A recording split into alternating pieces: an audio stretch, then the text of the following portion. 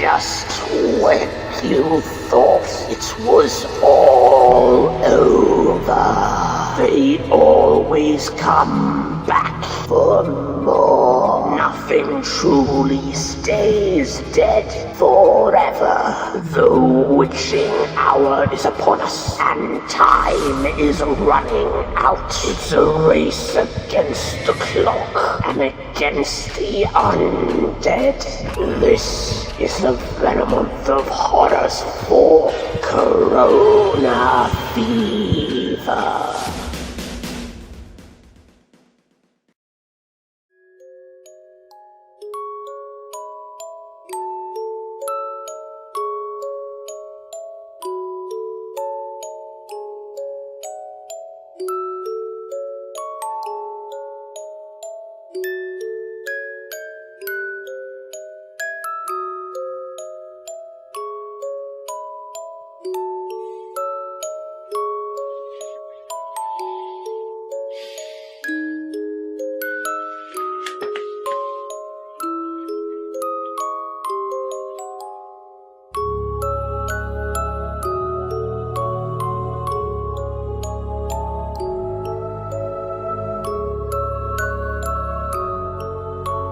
Terrible things will happen if you continue these reviews.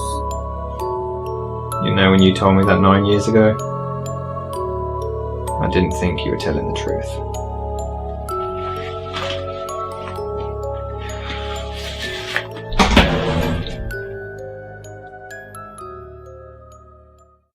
Rob,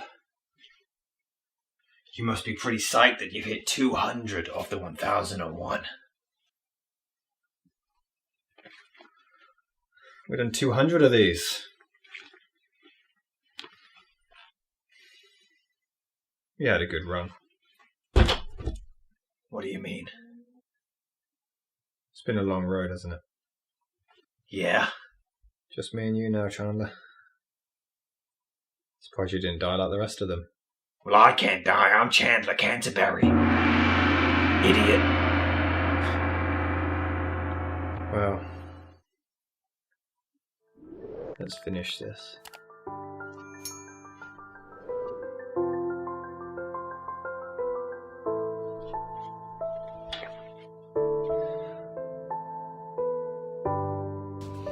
Hey, Rob Bohr. Ernie Hudson? Hi, this is Ernie Hudson, Winston Zedmore from Ghostbusters. As you can see, I'm wearing my Winston Zedmore jumpsuit from the movie. Just finished busting some ghosts. Want to give you a shout out and wish you good luck on your YouTube project. I'm sure it's going to be very, very interesting, and especially during these COVID-19 times, I'm really happy that you're staying creative and you're staying busy. That means a lot to not just you, but to a lot of people who are a little down about what's going on right now. But as we say in Ghostbusters, the skies didn't fall, the seas didn't boil. It's not Judgment Day. Well, maybe it's Judgment Day. I don't know. But just know that this too shall pass. So I'm happy for you, and I'm happy things are going well. To borrow from Ghostbusters, don't cross the streams because that could be bad. And watch out for all the Slimers, the Zoos, and the big Twinkies who try to discourage you. Don't let them.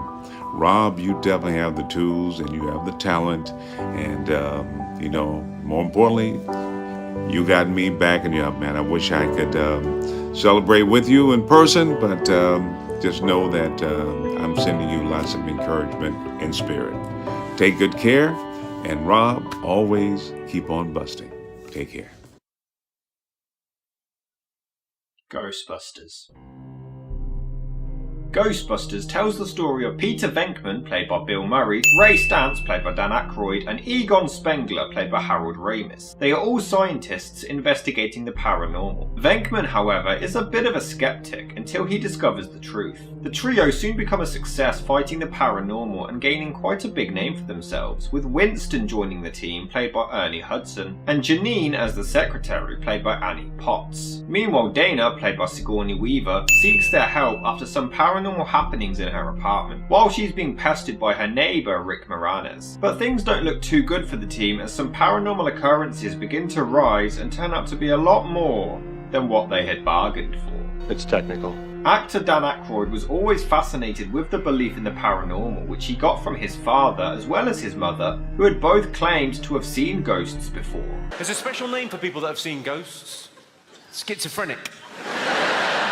His grandfather also had previously used radios to contact the dead, and his great-grandfather was a renowned spiritualist. It was in 1981 when he read up on quantum physics, which gave him the now iconic idea of trapping the poltergeists. He also wanted to pay homage to the comedic ghost films of the mid-1900s, like Abbott and Costello. He began to write a script, intending to star in it himself alongside Eddie Murphy and John Belushi, but the latter would sadly pass away in March of 1982. Aykroyd claims he was literally writing a specific line for him when he was informed of the news. They were like brothers, and it deeply affected him. I blame myself. So do I. It was then when he turned to Bill Murray, who he starred alongside with on Saturday Night Live, as well as Belushi. Murray agreed, but only with a specific agreement, which he often did in his films. Aykroyd pitched the idea of 3 men chasing ghosts as if they were exterminators, and he even drew up a sketch of the famous Marshmallow Man before deciding that Ivan Reitman was the perfect man to direct. Reitman was informed of the concept back when Belushi was still involved, and it was originally going to take place in the future with intergalactic Ghostbusters. That sounds actually not that bad. That's very fascinating to me. However, this idea was estimated to cost around $200 million. The original script was actually a lot more serious and really scary, but Reitman had to explain that the script was just impossible to make. He wanted to set it on Earth instead, to add more comedy and to make it as realistic as possible, and for the ridiculousness to be gradual, so the giant marshmallow man in the climax would actually be somewhat believable. They then met with Harold Ramis, who they had worked with previously, believing that he would be a decent extra hand. As soon as he read the script, he instantly joined the project. No kidding. The script went through various changes, but Columbia Pictures head Frank Price wasn't a big fan. He found the idea funny, but far too controversial, considering comedies back then didn't make a lot of money. The movie needed a big budget for all of the special effects, and a famous cast in order to earn popularity to gain a profit. Reitman asked for somewhere between $25 and $30 million, which Price agreed to, but it had to be released by June of 1984. Reitman later admitted that he completely made up the budget as an estimate, but they now had just 13 months to complete the film. They had no script, no effects studio, and no start date to begin filming. Other Columbia Pictures producers actually tried to stop Frank Price from backing the movie, but he soon sent them packing. Many called him out of control and completely out of his mind. However, the name The Ghostbusters was already taken by a 1970s children's show which was owned by Universal Studios. So other titles considered were Ghost Stoppers, Ghost Breakers, and Ghost Smashers. Ew!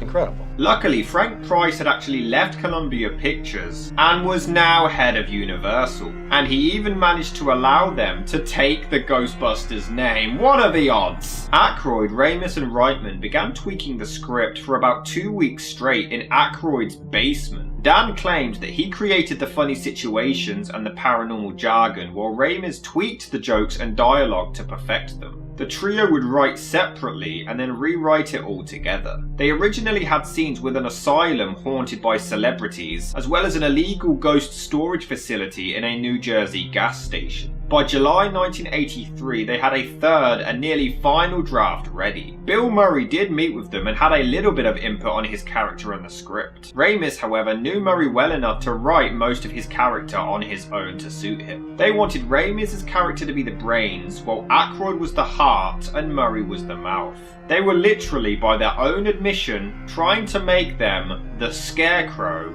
the Tin Man, and the Cowardly Lion.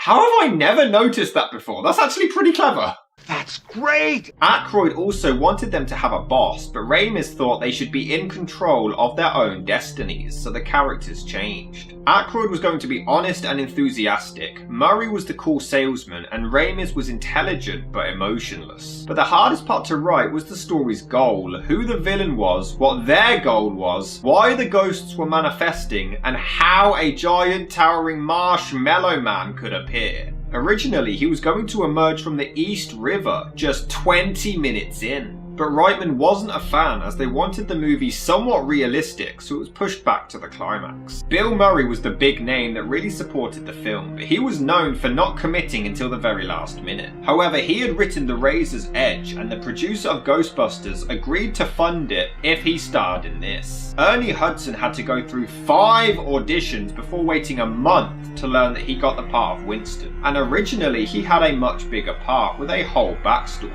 He was so excited for the project, he agreed to do it for half the amount he normally would. However, just one night before shooting began, he was given a completely new script with a greatly reduced role. Ouch. What an ass. This was all because the studio wanted to expand Bill Murray's part, though Aykroyd still wanted Eddie Murphy as Winston. Murphy, however, turned down the part, so Winston was dramatically cut down. Julia Roberts tried out for the part of Dana, but it was Sigourney Weaver who got their attention, though she was known for more serious performances, which made them unsure. However, she had comedic background, having studied at Yale School of Drama, and it was actually her suggestion to become possessed by a demon dog.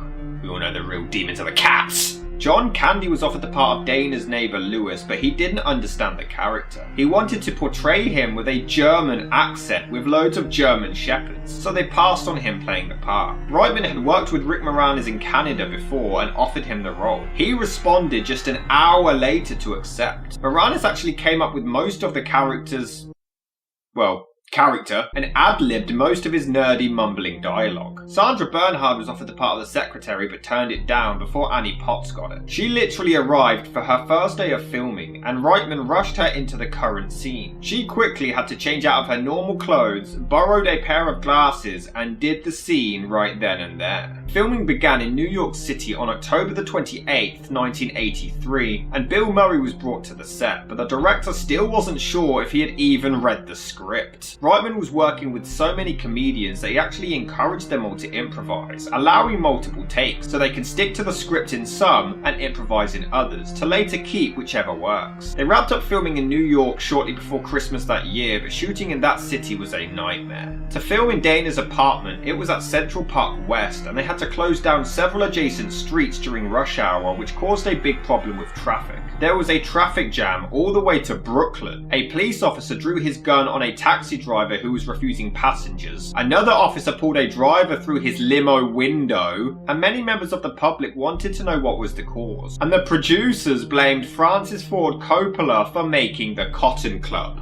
Oh, thank you. After the new year, filming relocated to Los Angeles before wrapping up, but the movie needed to be ready by June the 8th, 1984, so Reitman was having to edit the film as they were shooting it so many times, they could only do a few takes to speed things along. Because there were so many heavy special effects scenes which had to be storyboarded and filmed in advance, there was no possibility of going back and shooting them again or changing anything. The movie was screened for test audiences on February the 3rd, 1984 with unfinished special effects, just to see if the comedy was working. Reitman was still unsure if people would accept the ridiculous Marshmallow Man ending. However, just in the opening scene alone, he knew that the film was going to work. They reacted with fear, laughs, and applause all at the same time, which also happened for the Marshmallow Man scene. Reitman knew he wouldn't have to shoot any of it again. However, the movie was then screened for people within the film industry who weren't particularly big fans. The Ghostbusters producers would laugh while the rest sat deadpan, expecting complete failure. They called it a complete mistake and expected bankruptcy. Ghostbusters premiered on June the 7th, 1984 in Westwood, California and was #1 that weekend, even beating Gremlins and Indiana Jones and the Temple of Doom. The movie went on to gross an insane $295.7 million, breaking the studio's own record. It was the second highest grossing movie that year, only behind Beverly Hills Cop, ironically starring Eddie Murphy, but it became the highest grossing comedy in history, before again being beaten by Beverly Hills Cop. When adjusted for inflation, Ghostbusters is the 32nd highest grossing movie ever made. And of course, it was a historical piece of cinema that was universally adored. It's a rare example of successfully combining a special effects blockbuster with sly dialogue. The effects existed to serve the actors' performances and not the other way around. It's an exception to the general rule that big special effects can wreck a comedy. Ghostbusters is a rare mainstream film with many quotable lines. He gave it 3.5 stars! He gave Elephant 4 stars! But Ghostbusters 3.5! He gave Elephant a full 4 stars! There's something very strange about that man.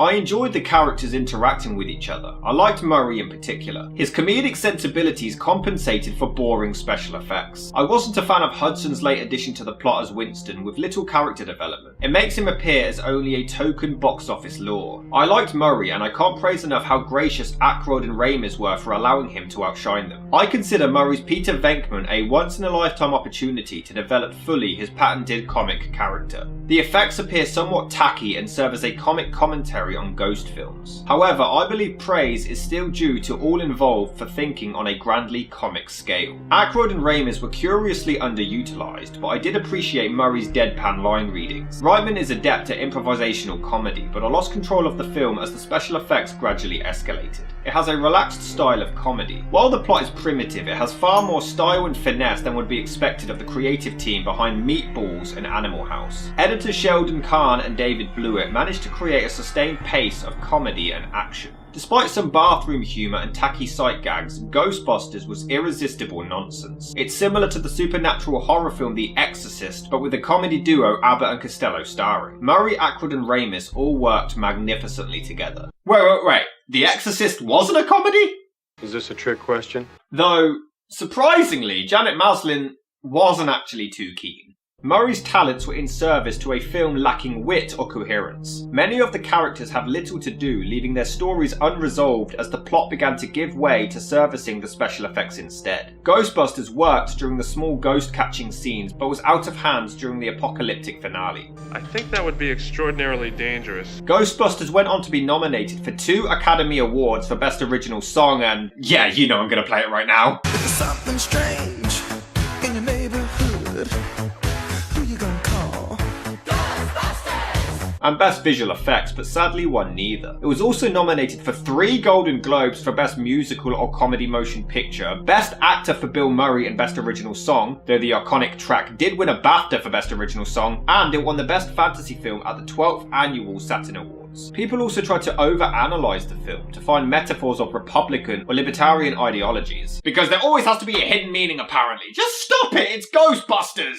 The movie was an insane hit, a worldwide phenomenon. It was one of the first blockbusters, it was one of the first films to really mix comedy, science fiction, horror and thrills. It caused spin-offs, sold merchandise, and it even blew up possibilities for actors involved. Before Ghostbusters, it was still unheard of to cast television actors for the big screen. But thanks to its success starring many Saturday Night Live stars, everything changed. It's noted as one of the greatest and most impactful movies in history. Empire listed it as the 68th best film ever. The American Film Institute picked it as the 28th greatest comedy. Channel 4 called it the 28th greatest family film. And the famous line, Human sacrifice, dogs and cats living together, mass hysteria, was picked by Premiere as the 68th greatest quote in movie history. And the famous line, Well, there's something you don't see every day. as the 19th, and it's forever cemented in their record books.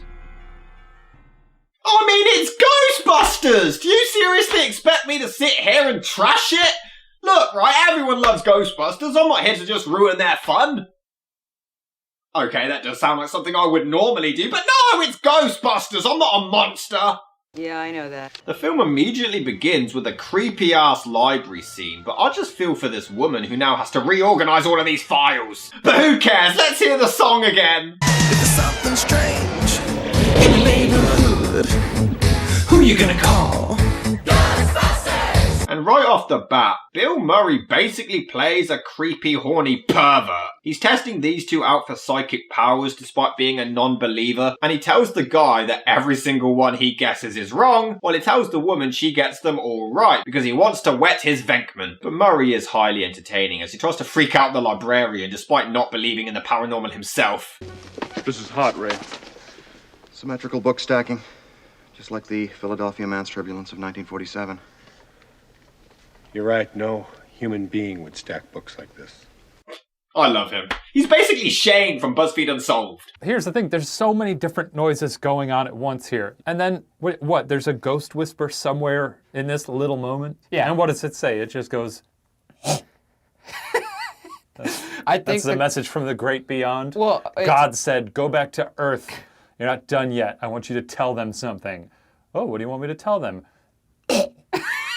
And this scene, I can't even lie, it scared the out of me as a kid. It's weird that the movie that is primarily a comedy has some genuinely frightening moments. This is horrifying! But it is weird that Murray doesn't even seem too surprised when he sees an actual ghost. His entire belief system has been destroyed and he's not even fazed! Do exactly as I say. Get ready. Ready? Get her! And then it turns funny. The characters are so much fun to watch, man. They find a new office, but Egon isn't a big fan and lists all of the flaws, but Aykroyd makes it so funny straight after. These guys have unreal chemistry. And I really think Rick Moranis is a truly underrated actor. Most of his scenes are improvised and he rambles incoherent nonsense, but he's fantastic at it. Sigourney Weaver starts to get haunted and it is so creepy. Her eggs boil themselves and then a giant world and a demon dog is inside her fridge. I hate it when random beings from sci-fi films just appear inside my fridge. Hey, I'm still in here, you know. Shut up! They have such tiny jokes that work too. Weaver heads to their office for help and Aykroyd just seems so surprised that they actually have a customer. I don't have an appointment. I'd like to talk to someone, please. I'm Peter Venkman. I'm here to perv and creep on you, but it's okay because he's a hilarious pervert as he checks out her home and there's no signs of any poltergeist activity. Oh my God. Look at all the junk food. Oh, God damn it. Look, this wasn't... You actually eat this Look, stuff? this... Okay, I have to give Bill Murray credit. He steals the whole show. I am madly in love with you. Don't believe this. What? Already? Oh my God, he's such a creep! No, I'll take it back. It's his first customer and he's already sexually harassing her. This is preposterous. But it is pretty badass as they suit up and head to their first call. I just love how they promise some hotel manager that they'll be discreet on the job and then they show up in these outfits with full-on proton packs in that car.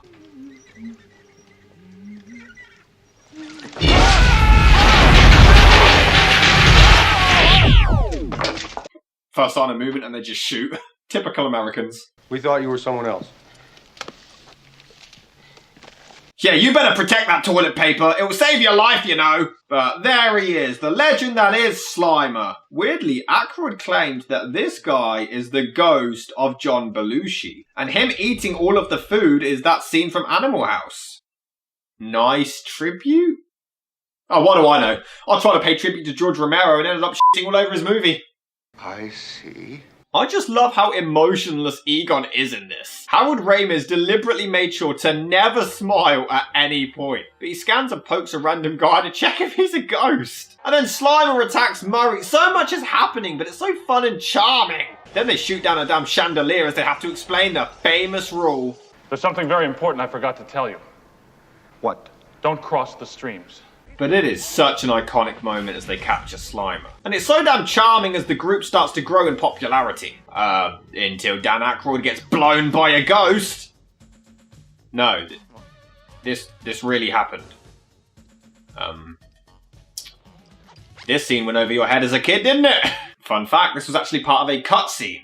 There was going to be a subplot where Dan Aykroyd actually gets into a relationship with a ghost. I wonder how that would work. It says you're a dead And only now does Ernie Hudson appear. He has no qualifications, no knowledge in the area of which they are working on, and is only applying for the money. If there's a steady paycheck in it, I'll believe anything you say. Sounds like why he did God's Not Dead too. But Murray again continues to harass Sigourney Weaver instead of sorting out their case. Dude, leave her alone! You're making your group look bad. This is terrible business. So who the hell is that? He's all over the news, but he doesn't know who he is. By the way, how creepy is it as Zool breaks out of this statue? I am telling you, this comedy's got balls! It knows the balance. Originally, this was aimed towards adults, and the cast and crew were amazed how big a hit it was with kids, and I'm not surprised! Look at it! And then Weaver is being stalked by a smoke machine. Okay, this is creepy as hell.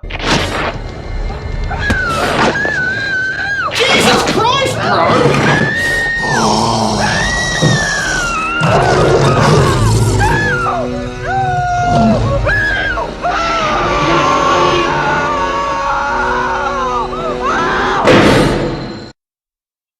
Okay, I just pooped a little. Again. Should really wash these. But the dog is now in Rick Moranis' apartment, and alright, these effects really haven't aged well. I can't even say for its time they look pretty good. This was the 80s! This was The Fly! Back to the Future! Somehow they still won awards, but look at it! Especially the exterior shots. This is so dated. But it is hilarious how everyone in the restaurant just ignores his pleas for help.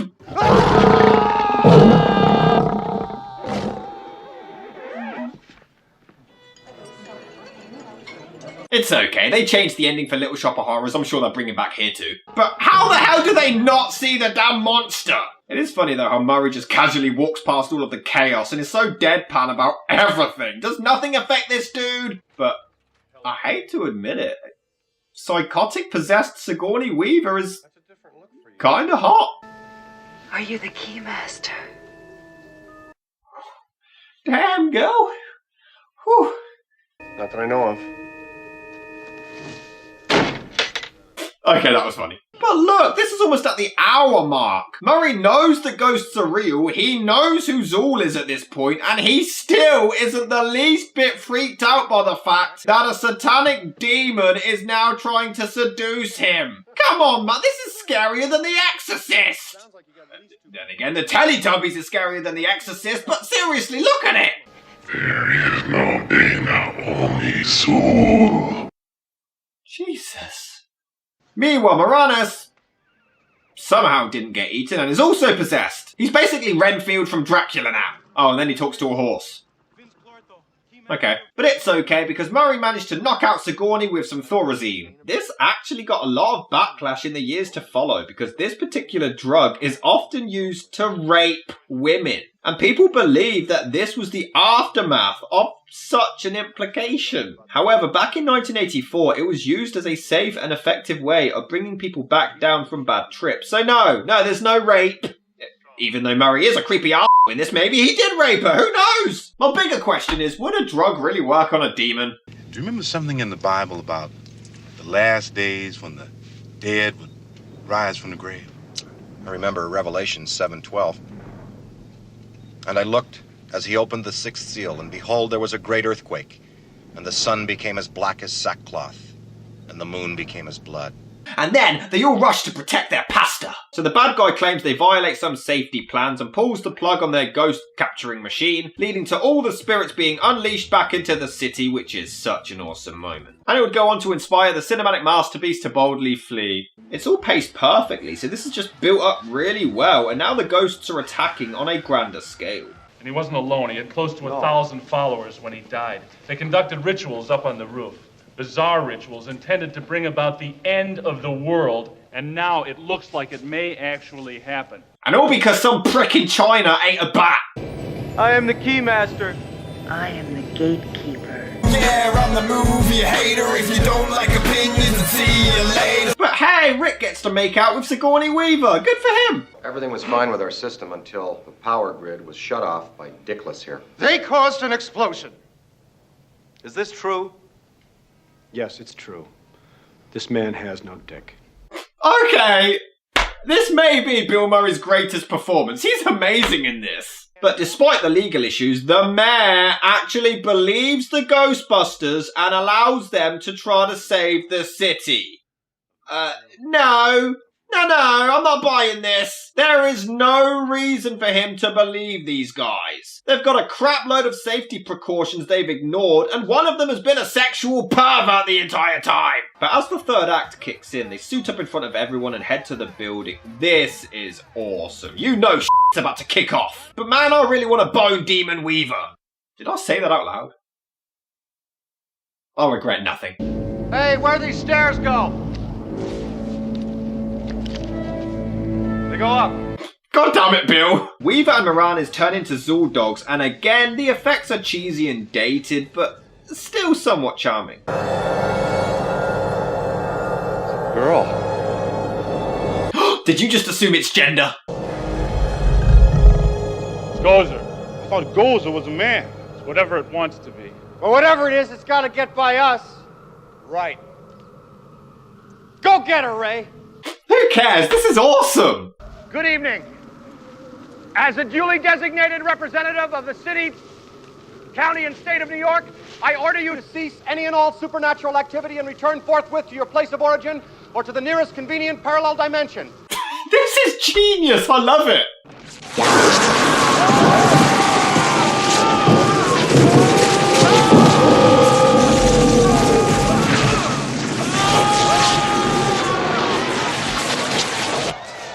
Oh, come on. There is no way the crowd is seeing them from that distance. Whatever we think of, if we think of J. Edgar Hoover will appear and destroy us, okay? So empty your heads. Surely because you literally just said J. Edgar Hoover, now everyone's thinking of him. Even for a second, it's now in your head because you said the name, so therefore he should be the one that appears. But he doesn't. The Marshmallow Man is so random, it's hilarious. It's ridiculous and absurd, but it's f***ing amazing. He even climbs the damn building like King Kong. And they decide to cross the streams to finish it off. This is epic. They literally prepare for death. They are unsure if this will actually cause the apocalypse or save everyone, but they do it anyway. Everything is at stake and it is so badass. Ew! I guess Moranis and Weaver got a little bit carried away. But yay! Weaver survived! Happy ending! Woo! Oh, Rick Moranis survived too. Yay, I guess. And Weaver finally gets with Bill Murray like we all wanted. Until the sequel. Ghostbusters is a masterpiece, and after all of these years, it still holds up. It's still incredible. But it wasn't all wine and roses after it came out. After release, Ray Parker Jr.'s famous Ghostbusters song hit #1 and remained there for 3 weeks. It's believed the song alone brought in about $20 million to the movie's success. The music video on MTV hit #1 and several actors appeared completely unpaid. However, Huey Lewis sued Ray Parker Jr. for plagiarism, believing he had copied his melody, specifically the bass line from his 1983 song I Want a New Drug.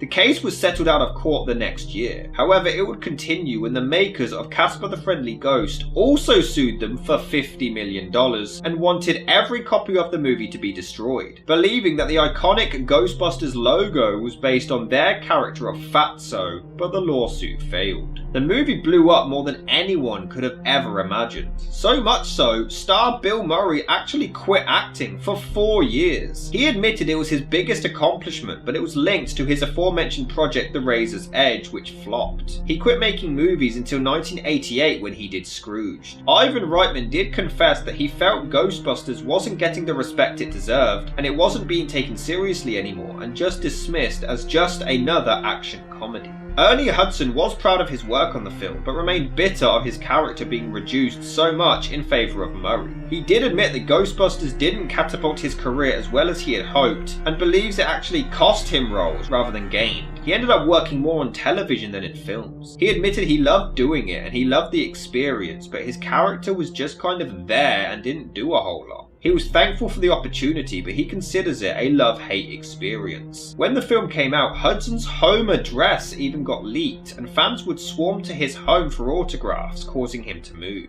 Furthermore, William Atherton played the bad guy, and due to the cast being encouraged to improvise, Murray's funny line from earlier, "This man has no dick," wasn't actually scripted. For years, Atherton was then called Dickless on the streets, which didn't really sit well with him. He would often get jumped and attacked in bars, and he truly became completely hated, leaving more than a bad taste in his mouth when it comes to the memory of Ghostbusters. Everybody getting this so far? Just 2 years later, there was an animated television series that ran for 140 episodes over the course of 6 years, followed by several comic books. Ghostbusters 2 then came out in 1989, though it failed to deliver as well as the original, financially and critically. Bill Murray was reluctant to star in it as the first one was so good, and he was even unhappy with the second installment. A sequel to the animated series followed in 1997, but over the years Dan Aykroyd tried his best to develop a third film. A novel was planned in 2004 called Ghostbusters The Return, though the publisher went out of business and this never materialised. Ghostbusters the video game came out set 2 years after Ghostbusters 2, which was really well received, and Aykroyd considered this to be what the third movie would have been like.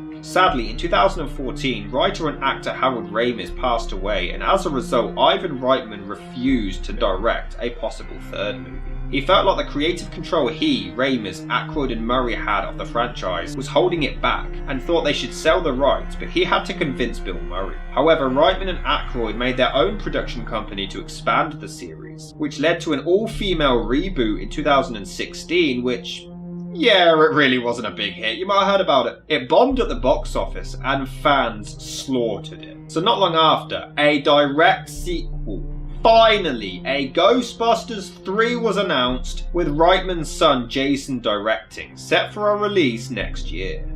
But the original is a classic. It has more quotables than you can count, the characters are all so memorable, the theme song is unforgettable, the logo is solidified in everybody's minds, it's hilarious, scary, eerie, creepy, dramatic. The movie has it all. Ghostbusters is one of the greatest movies ever made, and definitely belongs in this book.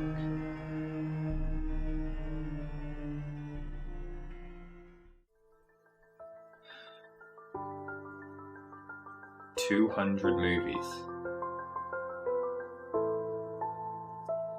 4 years. Between these four walls, 13 years. Surrounded by these demons. Well, you know what?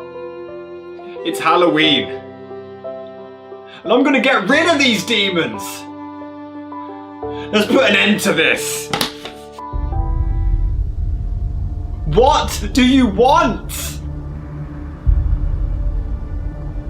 Come on. You've tormented me for this long. What do you want?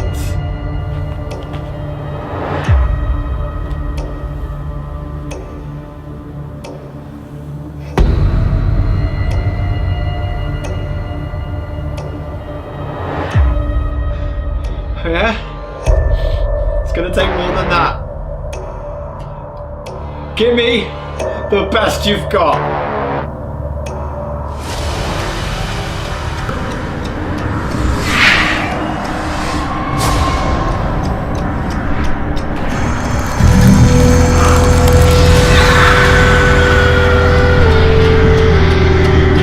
Come on. Go towards the light. Leave me alone! What do you want?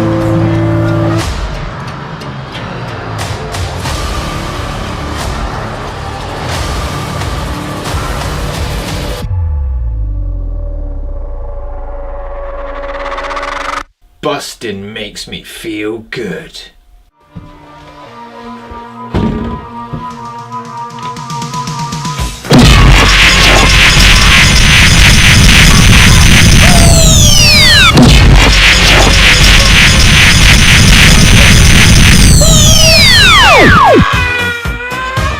No!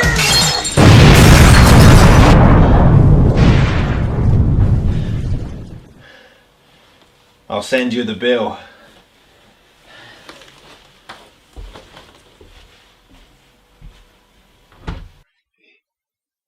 It's over.